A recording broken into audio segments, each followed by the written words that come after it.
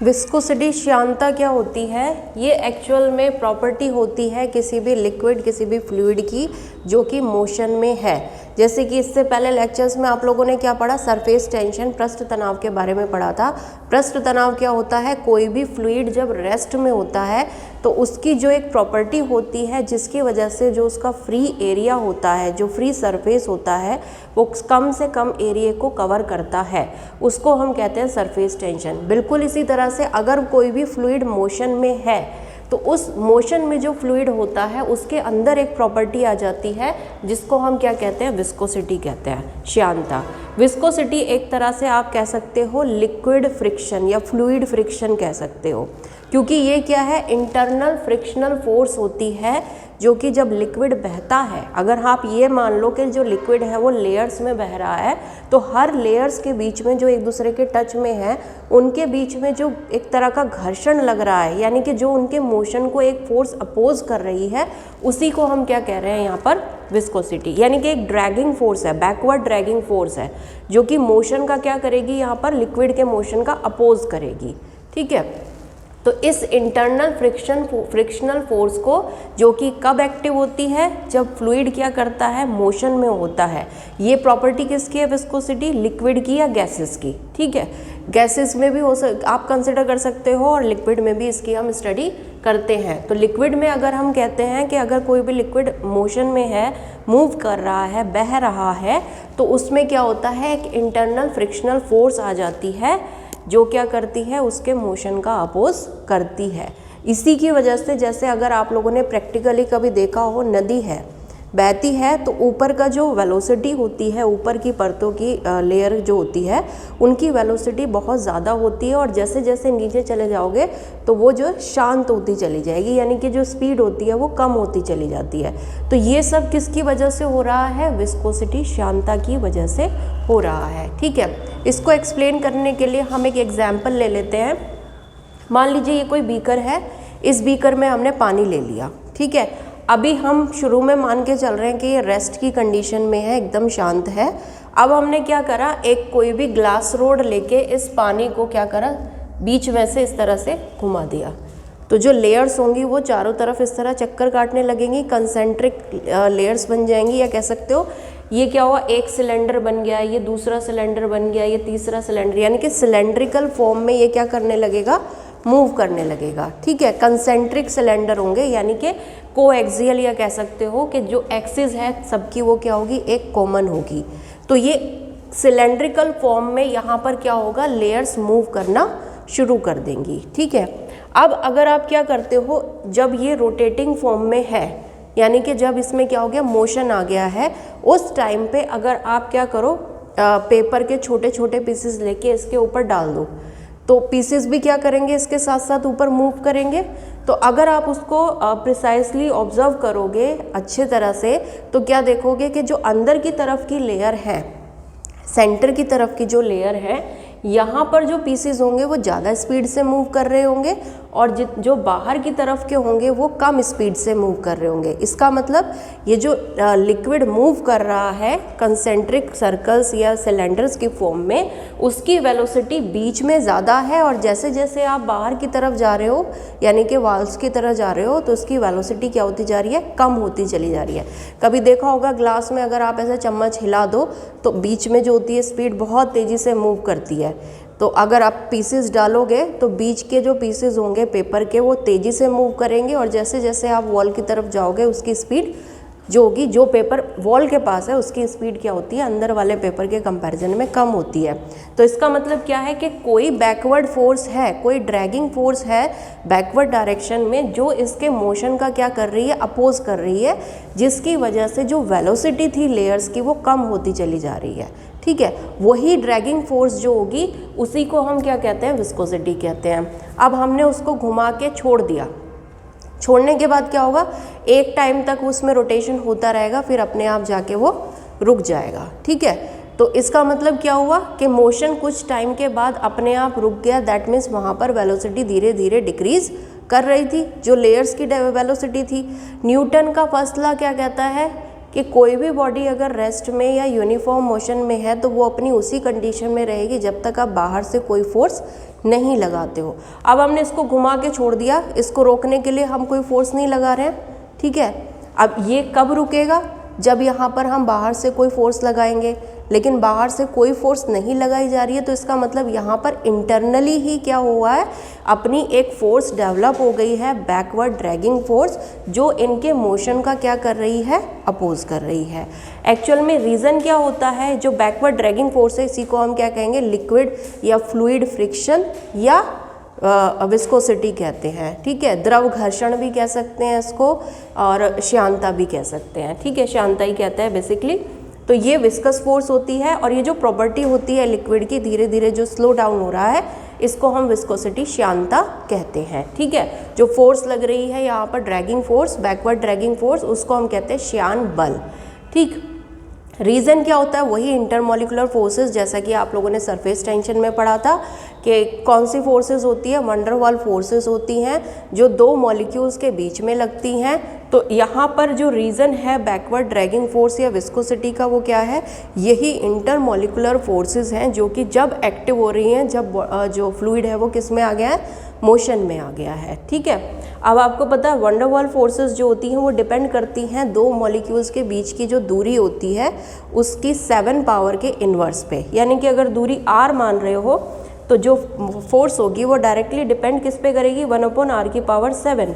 इसका मतलब अगर डिस्टेंस बढ़ेगा थोड़ा भी तो फोर्स जो होगी वो क्या हो जाएगी, बहुत कम हो जाएगी, और अगर डिस्टेंस थोड़ा भी कम होगा तो फोर्स बहुत ज़्यादा हो जाएगी, ठीक है। तो इस फोर्स की वजह से क्या होगा, मान लीजिए लेयर्स में अगर घूम रहे थे तो जिस लेयर की स्पीड ज़्यादा होगी वो अपने वाली साथ वाली जो लेयर है उसकी स्पीड को बढ़ाने की कोशिश करेगी, और जिसकी कम होगी वो अपने साथ वाली लेयर की स्पीड को कम करने की कोशिश करती है, और इस प्रॉपर्टी को हम क्या कहते हैं, विस्कोसिटी, श्यानता कहते हैं। क्लियर?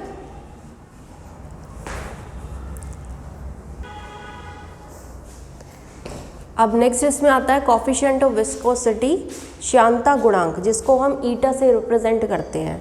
हम ये मान लेते हैं कि कोई भी लिक्विड जो बह रहा है उसका हमने एक रेक्टेंगुलर या कह सकते हैं क्यूबॉइडल सेक्शन कंसिडर कर लिया है, ठीक है। अब यहाँ पर ये जो डॉटेड लाइन है इससे हम शो कर रहे हैं कि जो वाटर है वो लेयर्स में फ़्लो कर रहा है। यहाँ पर हम ये कंसिडर करके चलेंगे जो लिक्विड का फ़्लो है वो स्टेडी फ़्लो है। स्टेडी का मतलब एक कांस्टेंट वेलोसिटी से ये मूव कर रहा है। कांस्टेंट वेलोसिटी का मतलब क्या हो गया कि ऊपर वाली एक लेयर अगर हम कंसिडर करेंगे तो वो लेयर जो है एक वेलोसिटी, एक फिक्स वेलोसिटी से मूव कर रही है। उससे नीचे वाली लेयर जो होगी उसकी वेलोसिटी थोड़ी कम हो जाएगी, लेकिन उस पूरी लेयर की जो वेलोसिटी है वो भी यहाँ पर हम कांस्टेंट लेकर चलेंगे, ठीक है। अब यहाँ पर हमने 2 पॉइंट कंसिडर कर लिए इस इन लेयर्स के बीच में, एक P है नीचे की तरफ और एक Q है वो ऊपर की तरफ है, जिनके बीच का जो डिस्टेंस है वो हमने क्या ले लिया है, यहाँ पर dx ले लिया है।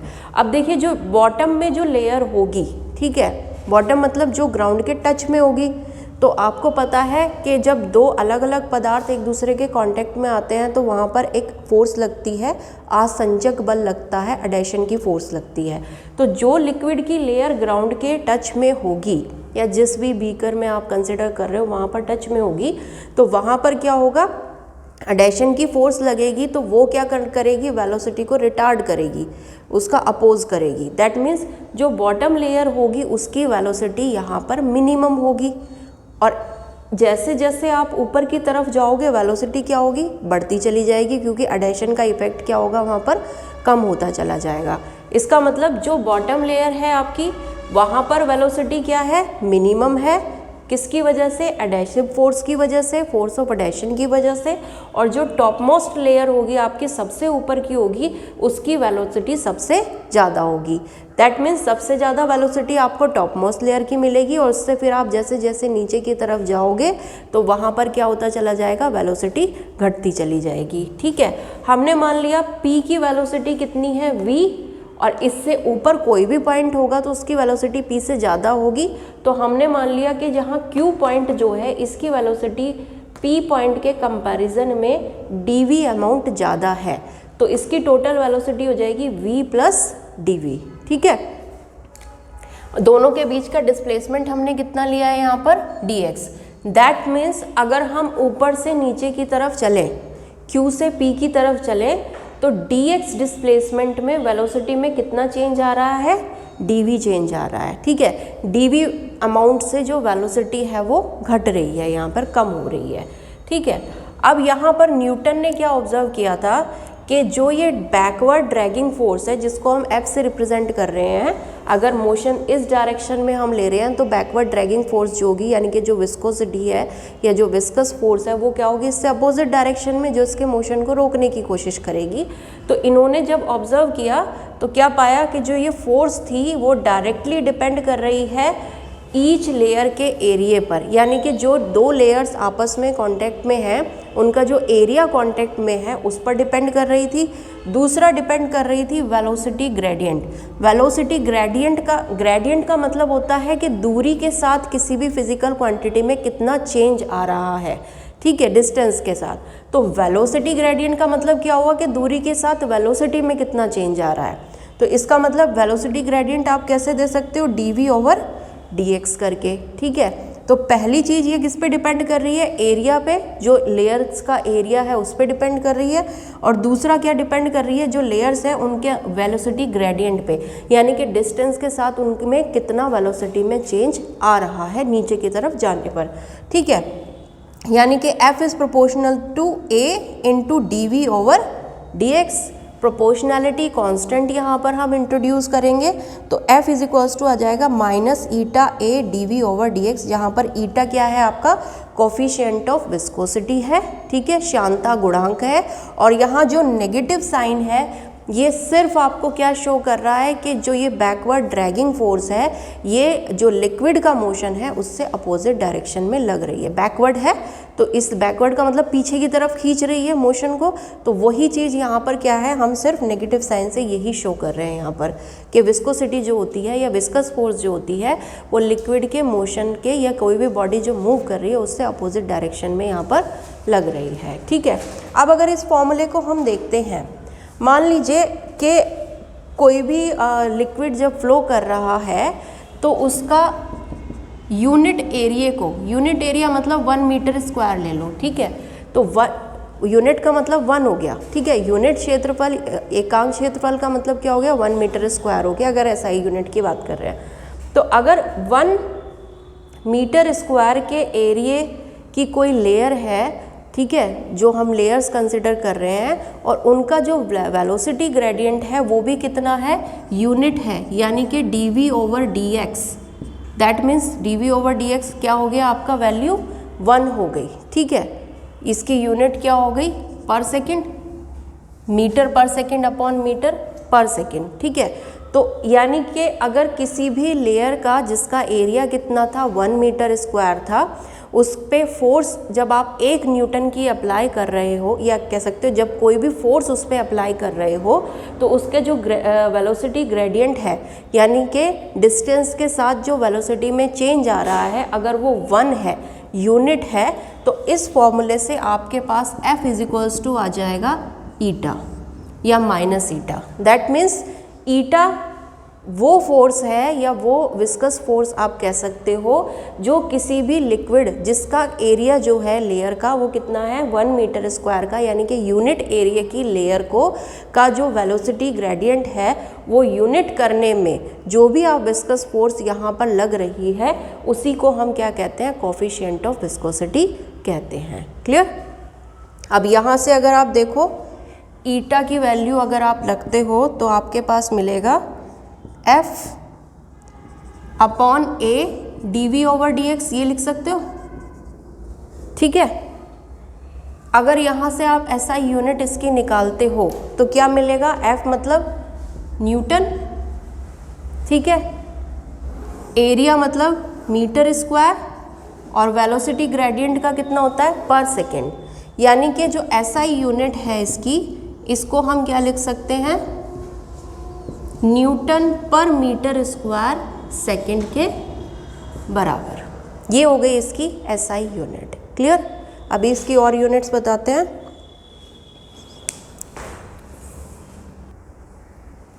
देखिए इसकी SI यूनिट क्या आई है, न्यूटन पर मीटर स्क्वायर सेकेंड आई है। ठीक है। अब अगर हम सीजीएस यूनिट इसकी देखें तो हमारी सीजीएस यूनिट क्या हो जाएगी 1 डाइन पर सेंटीमीटर स्क्वायर सेकंड के बराबर, जिसको हम 1 पॉइस के बराबर मानकर चलते हैं। अभी जो आपका फॉर्मूला है eta is equals to F upon A D over D X, ठीक है। ईटा की वैल्यू 1 पॉइस कब होगी, जब आपकी एफ कितना हो जाए 1 न्यूटन, एरिया कितना हो जाए 1 सेंटीमीटर, सॉरी एफ आपका कितना हो जाए 1 dyne, eta is 1 poise when f is equals to 1 dyne, area is equals to 1 centimetre square और आपका velocity gradient is equals to हो जाए 1 पर सेकेंड, ठीक है। दैट मीन्स अगर किसी भी लिक्विड के फ्लो में, ठीक है, जिसकी 2 लेयर्स जो कि पैरेलल है और उनका एरिया कितना है 1 सेंटीमीटर स्क्वायर का है, तो उस 1 सेंटीमीटर स्क्वायर के एरिया वाली लेयर्स जो कि पैरेलल हैं उनका वेलोसिटी ग्रेडियंट 1 पर सेकेंड मेंटेन करने के लिए अगर आपको 1 डाइन की फोर्स को लगाना पड़ रहा है तो वहाँ पर जो कोफिशिएंट ऑफ विस्कोसिटी होगा उसको हम क्या कहेंगे 1 पॉइस कहेंगे, ठीक है। और क्योंकि आपने एसआई सिस्टम में क्या निकाला था 1 न्यूटन पर मीटर स्क्वायर सेकेंड, इसकी एसआई यूनिट होती है, जो कि आपको यहाँ पर वैल्यूज़ अगर आप कन्वर्ट करोगे तो किसके बराबर आ जाएगी 1 डेकापॉइस। डेकापॉइस का मतलब हो गया इज इक्वल्स टू 10 पॉइस। तो ये क्या है इसकी एसआई और सीजीएस यूनिट है कोफिशिएंट ऑफ विस्कोसिटी की।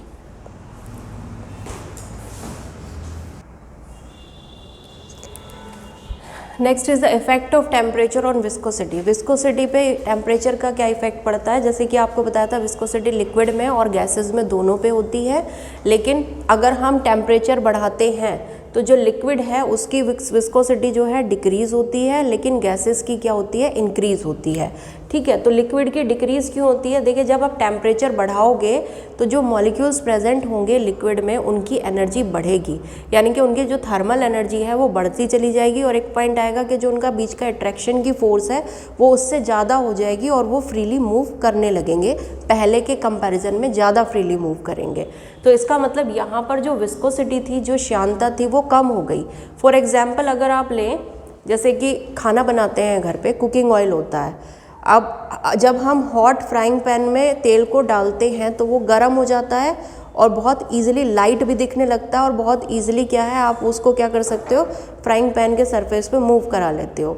लेकिन अगर कोल्ड फ्राइंग पैन है आपका, ठंडा है, उसको आपने हीट नहीं करा है, तब उस पर जब ऑयल डालते हो तो वो थिक लगता है और बहुत मुश्किल से वो क्या करता है एरिया को कवर करता है। तो इसका मतलब गर्म करने पे क्या हो रहा है विस्कोसिटी कम हो रही है, तभी वो क्या कर रहा है इजीली फैल रहा है।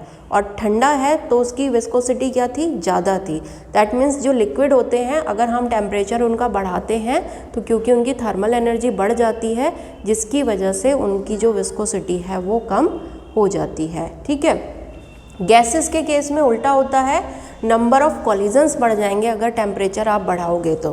काइनेटिक थ्योरी ऑफ गैसेस क्या कहती है कि विस्कोसिटी जो होती है वो डायरेक्टली प्रोपोर्शनल होती है स्क्वायर रूट ऑफ टेम्परेचर के। डायरेक्टली डिपेंड कर रही है तो इसका मतलब क्या हुआ, टेम्परेचर बढ़ाओगे तो विस्कोसिटी भी क्या होगी, कोफिशिएंट ऑफ विस्कोसिटी की वैल्यू जितनी ज़्यादा होगी उतना ही ज़्यादा वहाँ पर क्या होगी श्यानता यानी कि विस्कोसिटी होगी। तो यहाँ काइनेटिक थ्योरी ऑफ गैसेस से क्लियर है कि ईटा डिपेंड करता है गैसेस का स्क्वायर रूट ऑफ टेम्परेचर पे। टेम्परेचर बढ़ाओगे तो विस्कोसिटी जो होगी गैसेस की बढ़ती है। क्लियर। तो ये क्या है इफेक्ट है विस्कोसिटी का, विस्कोसिटी पे टेम्परेचर का।